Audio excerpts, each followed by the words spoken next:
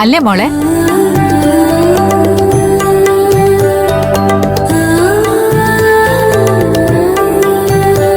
അല്ല, നിന്റെ പേരില് ഗഗനിട്ട മോതിരം എവിടെ?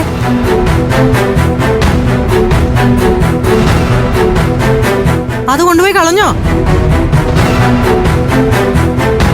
ആ മോതിരം എന്റെ കയ്യിലുണ്ട്.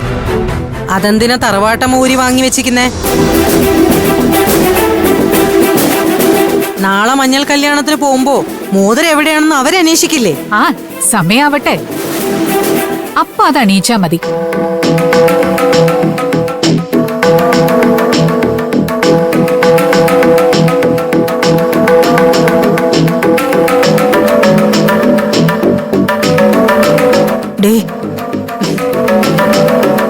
ഇവരിവളെയും കൊണ്ടുപോയി ഇനി എന്തൊക്കെ മറിമായി ഒപ്പിച്ചു വെച്ചോ എന്തോ.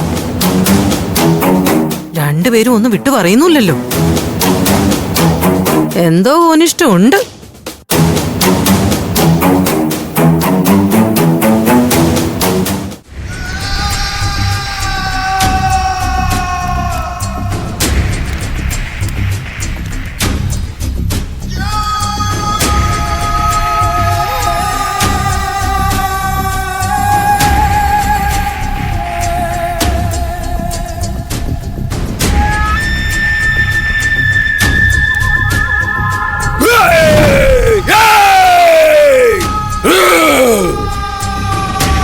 ഇനി നിനക്ക് എഴുന്നേൽക്കാം.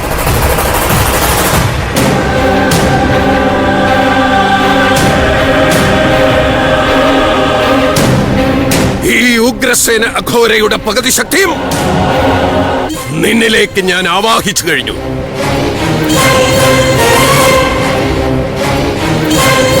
ഇനിയുള്ള യുദ്ധം നമ്മൾ ഒരുമിച്ച് നിന്നാണ് ചെയ്യാനുള്ളത്. നാളെ ഈ സമയമാവുമ്പോഴേക്കും ദേവൂട്ടി നിന്റെ സ്വന്തമാകും. ആ കാര്യത്തിൽ നിനക്കൊരു ആശങ്കയോ സംശയമോ വേണ്ട. എന്റെ സംശയം ക്ഷേത്രത്തിൽ വെച്ചല്ലാതെ ദേവൂട്ടി താലി കെട്ടാൻ സമ്മതിക്കില്ലെന്നാ. ക്ഷേത്രത്തിൽ വെച്ചൊരിക്കലും ആ കല്യാണം നടക്കില്ലെന്ന് ഞാൻ നിനക്ക് വാക്ക് തരുന്നു.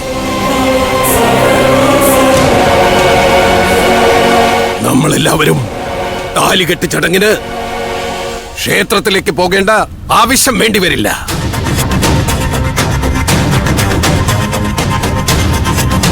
ഒരു ദൈവിക ശക്തിക്കും നമ്മളെ നിർബന്ധിച്ചത് ചെയ്യിക്കാനും കഴിയില്ല.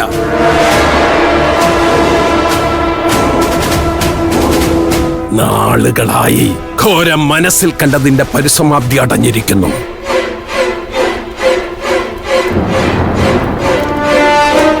ഈ 2 ദിവസത്തിനുള്ളിൽ എല്ലാം കെട്ടടങ്ങും.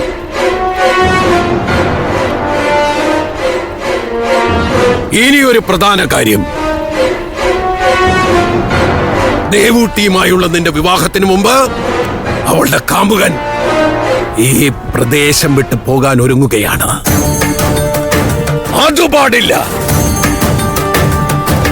അവനെയും നമുക്ക് വേണം. അതെന്തിനാ? അവൻ പോകുന്നെങ്കിൽ പൊക്കോട്ടെന്നല്ലേ ഘോര നേരത്തെ പറഞ്ഞത്. പക്ഷേ ഇപ്പോൾ അത് വേണ്ട എന്നാണ് എനിക്ക് തോന്നുന്നത്. മാത്രമല്ല, നമ്മുടെ ഈ മഹത്കർമ്മം അവസാനിക്കുമ്പോ ആ തമ്പിക്കും സന്തോഷിക്കാനുള്ള ഒരു അവസരം കൊടുക്കണ്ടേ? അതിനു വേണ്ടി അവനെ നമുക്ക് വകവരുത്തണം.